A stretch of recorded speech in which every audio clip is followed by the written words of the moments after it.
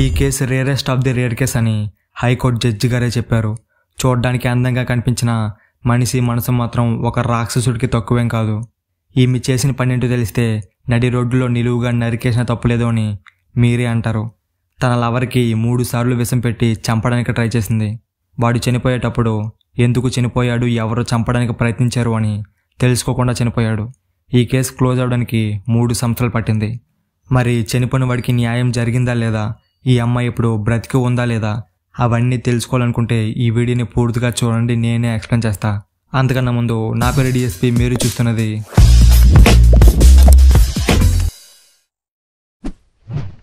ఈ కేసు తమిళనాడు కేరళ బార్డర్లో జరిగింది. 2021 కరోనా ఎండ్ అయిపోయి కాలేజెస్ అన్నీ స్టార్ట్ అవుతున్నాయి. గ్రీష్మ ఇంకా సారుణ్ ఒకే కాలేజ్లో వేరు క్లాసుల్లో చదువుతున్నా కూడా ఒకే బస్సులో కాలేజ్కి పోయేవారు. మొదట్లో వీళ్ళు ఫ్రెండ్స్గానే ఉండేవారు, కానీ ఆ ఫ్రెండ్షిప్ కాస్త ప్రేమగా మారింది. వీళ్ళు ఎలా ఉండేవాళ్ళంటే పెళ్ళైపోయిన ప్రేమ జంటలా ఉండేవారు. కాలేజ్ మొత్తం ఈ లవ్ స్టోరీ కోసమే మాట్లాడుకునేవారు. ఒకరిని ఒకరు చాలా ట్రూగా లవ్ చేసుకునేవారు. కానీ అదంతా ఈ గ్రీష్మకి పెళ్లి సంబంధం వచ్చినంత వరకే. 2022 ఫిబ్రవరిలో ఈ అమ్మాయికి ఒక ఆర్మీ జాబ్ చేస్తూ మంచి ఆస్తి అంతస్తు ఉన్న పెళ్లి సంబంధం వచ్చింది.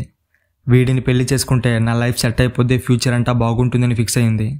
ఇక ఈ మ్యాటర్ సారుణ్కి చెప్పకుండా బ్రేకప్కి ట్రై చేసింది. కానీ వీడు అప్పటికే డీప్గా వెళ్ళిపోవడం వల్ల ఈమెని అస్సలు విడిచిపెట్టలేదు. క్యాస్ట్ ప్రాబ్లమ్స్, జాతకాలు కలవలేదు, మా ఇంట్లో ఒప్పుకోరు అని ఎన్ని డ్రామాలు చేసినా సారుణ్ అయితే అస్సలు విడిచిపెట్టలేదు. ఆ ఆర్మీ సంబంధం ఓకే చేశాక ఇంట్లో వాళ్ళు జాతకాలు చెక్ చేసుకున్నారు. అయితే ఈమె జాతకంలో ఒక చిన్న ప్రాబ్లం ఉంది.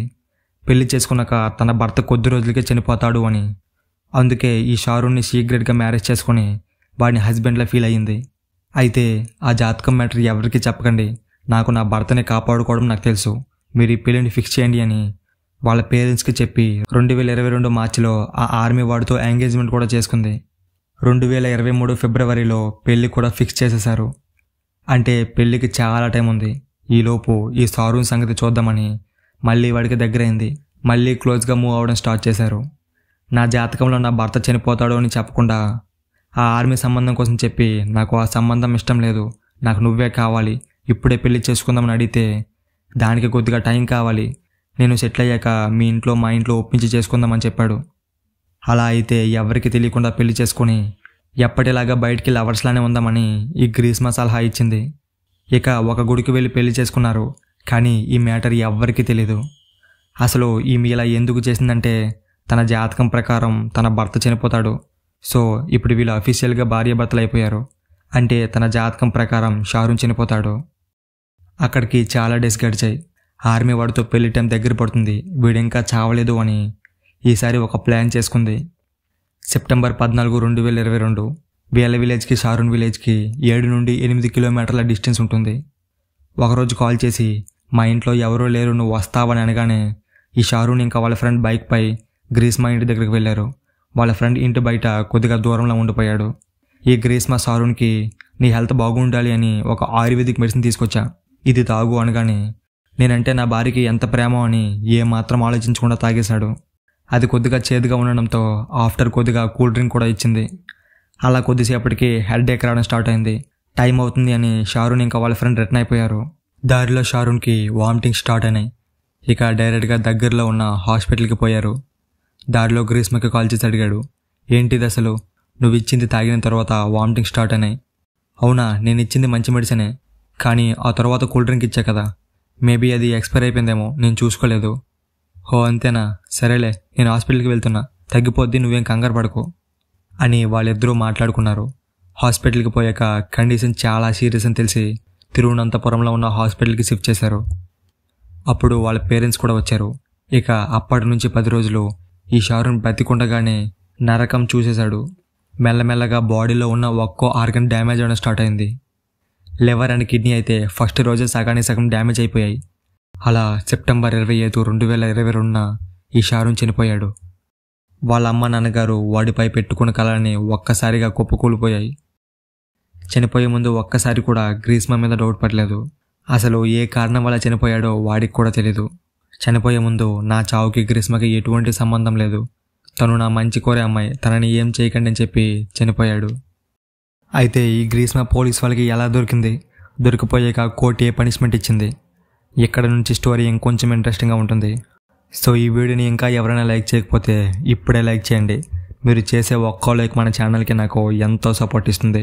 షారూన్ అలా చెప్పడంతో పోలీస్ వాళ్ళు ఆ కేసుని అక్కడే క్లోజ్ చేశారు. కానీ వాళ్ళ పేరెంట్స్ మాత్రం మా కొడుకు ఎందువల్ల చనిపోయాడో మాకు తెలియాలి, వాడి ఆత్మకి శాంతి కలగాలి అని మళ్ళీ ఈ కేసుని స్టార్ట్ చేశారు. చివరిగా వాడు వాళ్ళ లవర్ అయిన గ్రీస్మా ఇంటికి వెళ్ళి ఏదో ఆయుర్వేదిక్ మందు తాగాడు, ఇంకా కూల్ డ్రింక్ కూడా తాగాడు. ఆ తర్వాతే వామిటింగ్స్ స్టార్ట్ అయినాయని షారూన్తో పాటు వచ్చిన వాళ్ళ ఫ్రెండే చెప్పాడు. పోలీస్ వాళ్ళు గ్రీస్మాని అడిగారు, నువ్వేం ఆయుర్వేదిక్ మెడిసిన్ ఇచ్చావో ఆ బాటిల్ని ఒకసారి చూపించు అని. బాటిల్తో కాదు, ఒక గ్లాస్తో మా ఫ్రెండ్ దగ్గర నుంచి తీసుకుని ఇచ్చా అని గ్రీస్మా చెప్పింది. ఇక వాళ్ళు గ్రీస్మా వాళ్ళ ఫ్రెండ్ ఇంటికి వెళ్ళి గట్టిగా అడిగేసరికి ఆ అమ్మాయి నిజం చెప్పేసింది.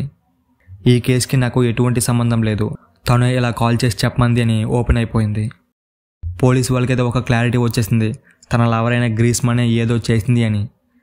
ఇక అరెస్ట్ చేయడానికి ఇంటికి వెళ్ళేటప్పుడు ఈ గ్రీస్మా బాత్రూంలో దూరి పినాల్ తాగేసింది. పోలీస్ వాళ్ళు హాస్పిటల్లో జాయిన్ చేసి ట్రీట్మెంట్ ఇచ్చారు. ఈలోపు తన దగ్గర ఉన్న మొబైల్ తీసుకొని గూగుల్, వాట్సాప్ కాల్ హిస్టరీ ఇలా మొత్తం డేటా రికవర్ చేశారు. అప్పుడు పోలీస్ వాళ్ళకి ఒక షాక్ అయిన నిజం తెలిసింది.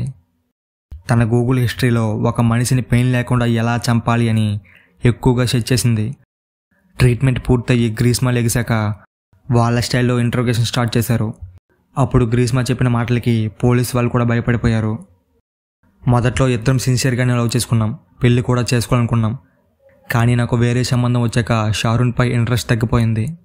ఇగ్నోర్ చేసా, బ్రేకప్ చెప్పా, చాలా రకాలుగా వదిలించుకోవడానికి ట్రై చేశా. కానీ వాడు నన్ను ట్రూగా లవ్ చేశాడు. నా జాతకంలో నా భర్త చనిపోతాడని ఉంది, అందుకే మీకెవరికి తెలియకుండా మేము పెళ్లి కూడా చేసుకున్నాం. మేబీ జాతకం ప్రకారమైన వాడు నాకు దూరం అవుతాడేమో అని. కానీ అది కూడా జరగలేదు. అందుకే ఇక లాస్ట్గా నేనే చంపేద్దామని ప్లాన్ చేసుకున్నా. గూగుల్లో సెర్చ్ చేసి తెలుసుకున్నా, పారాసెటమాల్ ట్యాబ్లెట్స్ ఎక్కువ మొత్తంలో తీసుకుంటే చనిపోతారు అని. ఫస్ట్ టైం వాటర్లో కలిపిచ్చా, తాగిన వెంటనే కొంచెం డిఫరెంట్గా ఉందని ఊసేశాడు. ఏంటి ఇలా ఉంది అని అడిగితే బాటిల్ వాష్ చేయలేదు అని అబద్ధం చెప్పా. కొన్ని డేస్ తర్వాత మళ్ళీ ప్లాన్ చేసుకున్నా. 2 మజా బాటిల్స్ తీసుకొని ఇందులో ఫుల్గా పారాసెటమాల్ ట్యాబ్లెట్స్ వేసేసా. అలా వేసిన బాటిల్ని వాడికి ఇచ్చి ఎత్తిన బాటిల్ దించకుండా ఎవరు ముందుగా తాగుతారో అని ఛాలెంజ్ చేశా. కానీ వాడు కొంచెం తాగిన వెంటనే ఊసేశాడు. ఈ ఛాలెంజ్ చేసేటప్పుడు వీడియో కూడా తీసి ఇన్స్టాలో అప్లోడ్ చేశాడు. నేను డిలీట్ చేయని చెప్పినా కూడా డిలీట్ చేయలేదు. అలా అప్పుడు కూడా ఫెయిల్ అయింది. ఈసారి ఇంటికి పిలిపించి పొలాలకు వాడిన ఒక డిఫరెంట్ ప్రోడక్ట్ని ఆయుర్వేదిక్ మందని చెప్పి ఇచ్చేసా. వాడు అది తాగాక చేదుగా ఉందని అన్నాడు. ఆయుర్వేదిక్ మెడిసిన్ కదా, అలానే ఉంటుందని చెప్పి కవర్ చేసేసా. ఇదంతా గ్రీస్మా పోలీస్ వాళ్ళకి చెప్పిన మ్యాటర్, చెప్పకుండా దాచిన మ్యాటర్ ఇంకా చాలా ఉంటుంది. ఇంకా ఈ కేసులో వాళ్ళ మామ కూడా ఇన్వాల్వ్ అయి ఉన్నాడంట. ఆ ప్రోడక్ట్ని వాడే తెచ్చిచ్చాడంట. అందుకోసమే వాడిని కూడా 3 సంవత్సరాలు జైలు శిక్ష వేసేశారు. మరి ప్రాణంగా ప్రేమించిన ప్రియుడిని చంపిన ఈ గ్రీస్మాకి కోర్టు ఎటువంటి శిక్ష వేసింది? ఈ కేసు కోర్టులో 3 సంవత్సరాలు నడిచింది. కేసు నుండి తప్పించుకోవడానికి చాలా ప్రయత్నాలు చేసింది. చివరిగా నువ్వు ఏం చెప్పాలనుకుంటున్నామని జడ్జి గారు అడిగితే, సార్, నా వయసు 23 సంవత్సరాలు. నేను ఈ హత్య చేసింది నాకు 20 సంవత్సరాలు ఉండేటప్పుడు. ఆ టైంలో నాకు అంత లోకజ్ఞానం తెలీదు. ఇంకా నేను బాగా చదువుకున్నా. నా పాస్ట్లో ఎటువంటి తప్పులు కూడా చేయలేదు. మారడానికి ఒక్క అవకాశం ఇవ్వండి సార్ అని వెక్కి ఏడవడం మొదలుపెట్టింది. ఆ మాటలకి జడ్జి గారు కూడా సగం కరిగిపోయారు. జనవరి 21, 2025 తిరువనంతపురం కోర్టులో జడ్జి గారు తీర్పు చెప్పడానికి వచ్చారు. మొన్న నా బాధ చెప్పడం వల్ల కొద్దిగా శిక్ష తగ్గిస్తాడు అని గ్రీస్మా కొంచెం కాన్ఫిడెన్స్గానే ఉంది. కానీ ఈ కేసులోకి తన ఎడ్యుకేషన్, ఏజ్ అవన్నీ తీసుకురాకుండా ఇది నా లైఫ్లోనే rarest of the rare case అని చెప్పి ఉరి శిక్ష వేసేశారు. ఇక ఈ అందమైన బుట్ట బొమ్మలా కనిపిస్తున్న ఈ అమ్మాయి ఒక్కసారిగా కళ్ళు తిరిగి పడిపోయింది. అలా ఆ అమ్మాయిని ఉరి తీసేశారు. అమ్మాయిలందరూ ఇలానే ఉంటారని చెప్పను, కానీ కొంతమంది అమ్మాయిలు మాత్రం ఇలానే ఉంటారు. ప్రేమ పేరుని అడ్డు పెట్టుకొని ప్రేమ తప్ప అన్నీ చేస్తారు. ప్రేమ అనేది శివపార్వతులు, రాధాకృష్ణులు, సీతారాములు వారు జయించిన ఒక పవిత్రమైన ఎమోషన్. అటువంటి ఎమోషన్ని అడ్డు పెట్టుకొని తప్పుడు పనులు చేయకండి. సో ఇది ఇవాళ మన వీడియో. మీకు ఎలా అనిపించిందో ఖచ్చితంగా కామెంట్ చేయండి. మీరు పెట్టే ప్రతి కామెంట్కి నేను రిప్లై ఇస్తాను. ఇక నెక్స్ట్ వీడియోలో కలుసుకుందాం. అంతవరకు టేక్ కేర్, బాయ్ బాయ్.